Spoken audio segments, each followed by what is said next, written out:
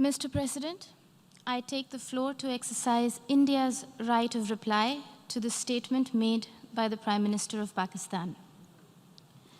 Every word spoken from the podium of this august assembly, it is believed, carries the weight of history.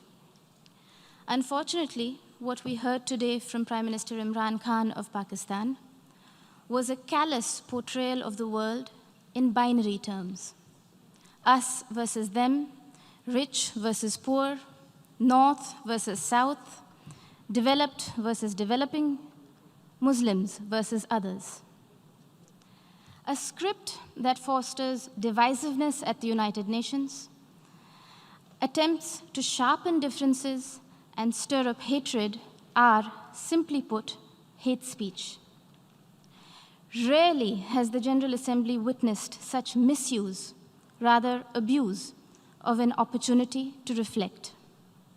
Words matter in diplomacy. The invocation of phrases such as pogrom, bloodbath, racial superiority, pick up the gun, and fight to the end reflect a medieval mindset and not a 21st century vision. Prime Minister Imran Khan's threat of unleashing nuclear devastation qualifies as brinksmanship, not statesmanship.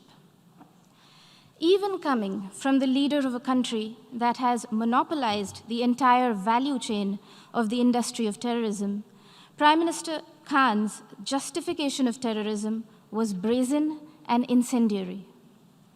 For someone who was once a cricketer and believed in the gentleman's game, today's speech bordered on crudeness of a variety reminiscent of the guns of Dara Adam Khel.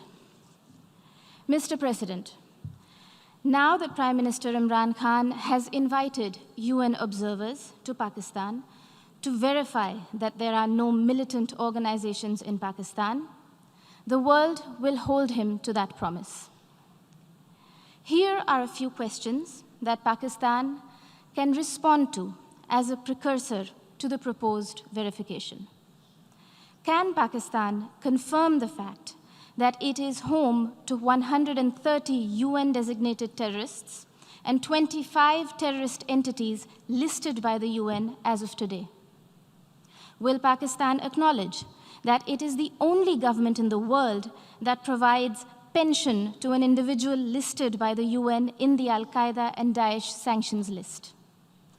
Can Pakistan explain why, here in New York, its premier bank, the Habib Bank, had to shut shop after it was fined millions of dollars over terror financing? Will Pakistan deny that the Financial Action Task Force has put the country on notice for its violations of more than 20 of the 27 key parameters? And finally, would Prime Minister Khan deny to the city of New York that he was an open defender of Osama bin Laden? Mr. President, having mainstreamed terrorism and hate speech, Pakistan is trying to play its wild card as the newfound champion of human rights. This is a country that has shrunk the size of its minority community from 23% in 1947 to 3% today, and has subjected Christians, Sikhs, Ahmadiyas, Hindus, Shias, Pashtuns, Sindhis, and Balochis to draconian blasphemy laws, systemic persecution, and blatant abuse and forced conversions. Their newfound fascination for preaching human rights is akin to trophy hunting of the endangered mountain goat, the markhor. Pogroms, Prime Minister Imran Khan Niazi, are not a phenomenon of today's vibrant democracies. We would request you to refresh your rather sketchy understanding of history. Do not forget the gruesome genocide perpetrated by Pakistan against its own people in 1971 and the role played by Lieutenant General A.A.K. Niazi. A sordid fact that the Honorable Prime Minister of Bangladesh reminded this assembly about earlier this afternoon.